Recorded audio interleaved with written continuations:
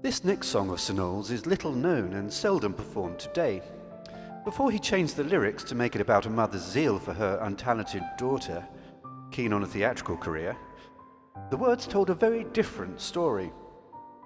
Coward's rise in the United States coincided with the widespread introduction of pizza. The popularity of the Italian dough-based dish spread rapidly, from New York right across the country. And the great man himself wasn't immune to its attractions. In fact, by the 1940s, Coward was a regular consumer, reputedly eating his favourite anchovy and green pepper up to 4 times a week. Coward makes reference to this in his autobiography, Present Indicative. He writes rather poignantly, "I've been accused of being superficial. I suppose I am, but only in the sense that I prefer surface to depth." This sharp observation was at first thought to be a comment on character, but was subsequently believed to be a reference to his preference for thin and crispy pizza. It wasn't, however, the depth of the dish that preoccupied Sir Noel. His concern was the toppings, or rather one impertinently verdant topping in particular.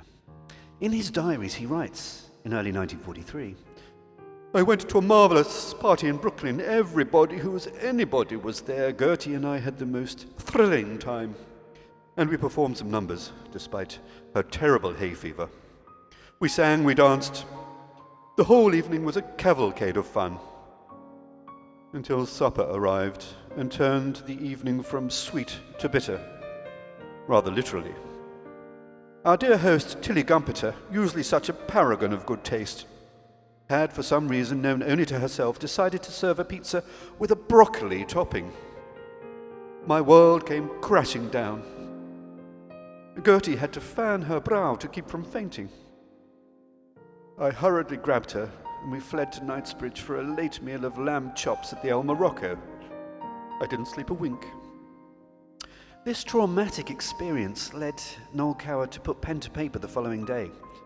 The result was this melodic warning to anyone thinking of repeating the gastronomic faux pas of Tilly Gumpeter.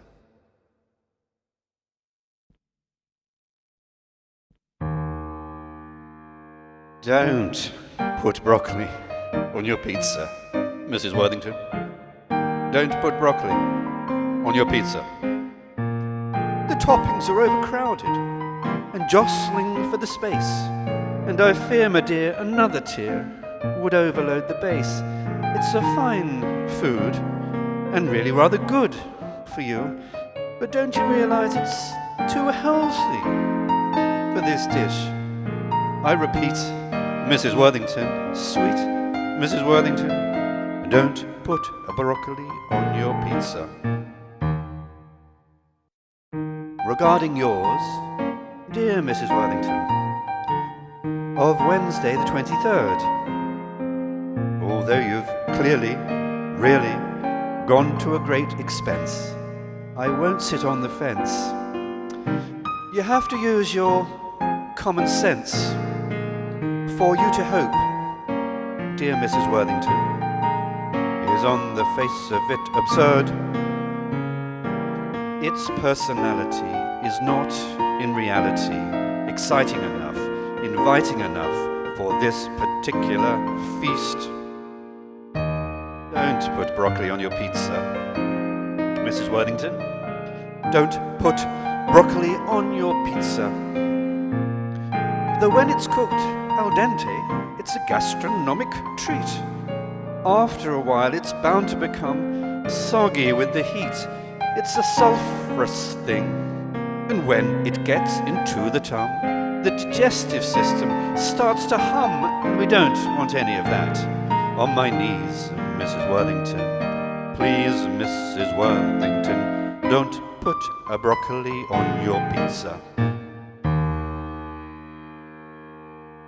Don't put broccoli on your pizza, Mrs. Worthington. Don't put a broccoli on your pizza.